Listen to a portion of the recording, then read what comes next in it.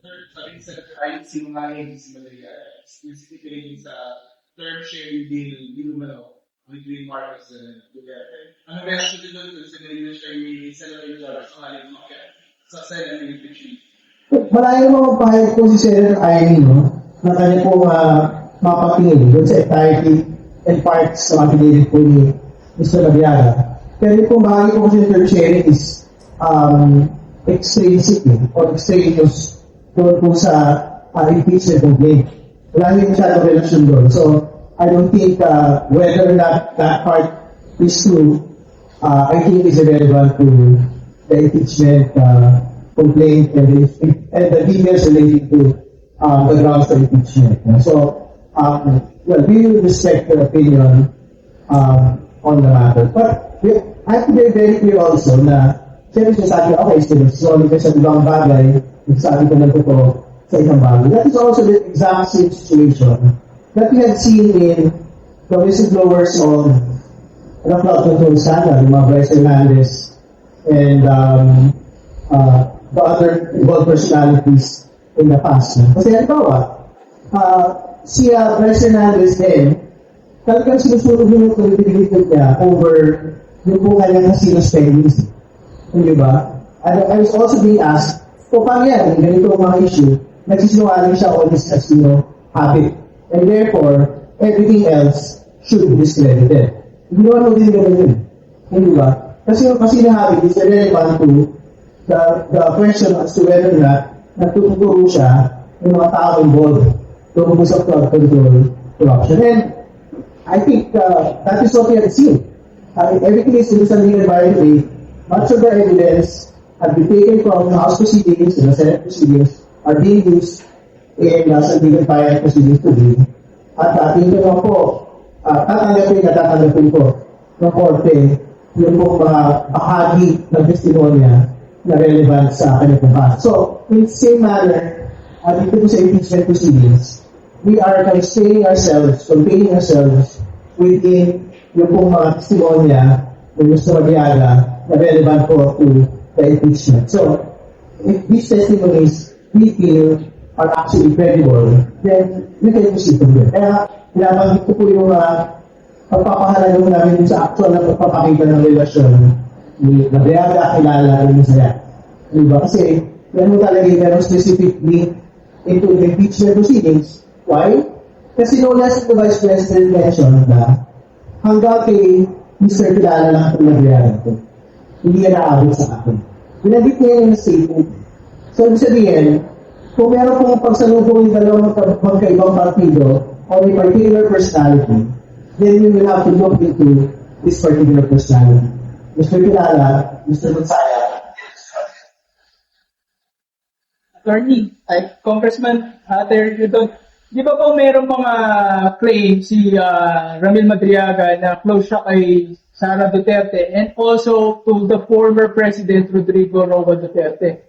But, I don't know if na-miss ko lang, pero we haven't heard any denial po dun sa kampo nila Sara Duterte na may connection itong si former President kay Ramil Madriaga. What if eventually po ma-establish to? What do you think will be the implication of this sa impeachment ni Sara Duterte?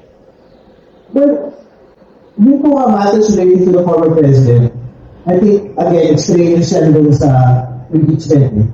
So, kumbaga, we will leave it to the other investigative bodies whether or not we will find relevance to it, or kung meron niya legal consequences. Particularly, ito po sinasabing destabilization, ito po sinasabing plots against the sitting president. Pahalan po NBI or kapulisan, kung ano mo yung pagtatangi na gagawin po nila dito sa bagay nito. But as far as the Justice Committee is concerned, ito po bahagi ng kwento on the bag receipt and delivery, personalities involved, Madriaga, Mansaya, Kilala. Yan po yung talaga na gusto na bilang talaga na sa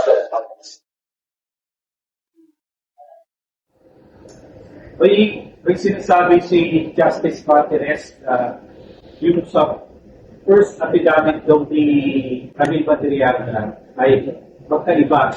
May mga points daw na magkaiba doon sa supplemental affidavit. Particular, yung ginamit daw na sasakyan from Vios naging Mazda yung binabanggit. So, hindi ba makaka-affect ito sa integrity ng affidavit o ng statement mismo ni Ramil Madriaga? Well, kung sa lahat, nagtataka naman ako para interesado si former Congressman Martinez, no? Sa bagay na ito. Kasi kung sa lahat, hindi naman din naman tatanggi na kahit hindi sila pangalanan sa una, napangalanan sila sa pangalawa. Hindi ba? So, we will leave it to him to prosecute it. No? But secondly, katulad na pinagit ko, pwede mo kasi maging paglililang ulit doon sa ilang mga bahagi po niya ng unang affidavit. So, kung mawasak po yung credibility ng Mr. Madriaga on the linear issue, well, it is his conduct. No? Pero, again, kailangan pa rin natin pag-usapan in certain which never details that we are talking about. Nasa naman yan, views lang yan, o kung ano. Ano yung relasyon ng Mr. Madriaga, kay Mr. Kilala, kay Mr. Mansaya? Lalo tigit, katulad na pinagit ko, yung isip, pinakapal niya pala yung party list ni Mr. Mansaya. Sabi ni Justice Martinez today, di ba dapat i-psychiatrist daw si Madriaga? I-psychiatrist si Madriaga dahil baka masyado na raw delusional dahil sa matagal na siya nakakulong. Pwede naman, bakit hindi? Hindi ba? Pero gusto ko lang itanong kay Ombudsman Martinez, parang involved naman siya dito sa bagay nito. Hindi ba? Ang hinihingi lang naman namin dito, outright denial. Kung nag-deny siya, dinay siya. Ba't marami pa siyang sabi-sabi dyan po sa bagay niya, hindi ba? So, we will just leave it to me to what he has actually said. Ano sila na? Well, Marian? Will other people invite, will other people mention doon sa affidavit ni Madriaga? Will they be invited? For example, if owner ng Bango Basho restaurant, kasi di ba doon dinaremit sa mga double bags of publicity, pero yung asawa ng owner, Edward Chico, I think may Facebook na yun siya, said na hindi totoo yan, or that hindi naman primarily comedy bar yung restaurant, ayun lang daw yung second floor nila, tapos nag-ooperate pa rin daw silang past midnight, so baka na daw mangyayari yun na secretly ay ma-deliver yung bag. So, sila ba yung mga tao na banggits doon sa affidavit ni Madriaga? I-invite na sa house committee. Pwede namin pag-usapan mo yun sa sunod mong pag-ibig. No? Kung i-invite yung sa pina po yung mga napangalanan. Actually, syempre, sa isang bahagi, may karapatan din naman sila na makasagot informally doon sa pinabang nila. And sila, kung they agree, they will actually go directly to the committee and request that they appear before the committee. So, syempre, say their truth. So, such that also more from the Martinez, Fernandez, Velasco, setting up. Pwede, we will have to discuss as a committee if we will invite them to the next hearings.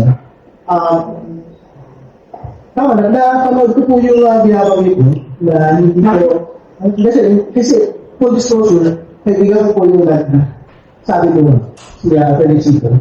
But I think what we have to be very specific about also is, kaya ako nababanggit talaga din po yung comedy bar na or whichever bar, whatever it is that he wants to call it, ay dahil yung po litrato na pinakita kung saan nandun yung certificate, kung saan signatory si Mr. Madriaga, Mr.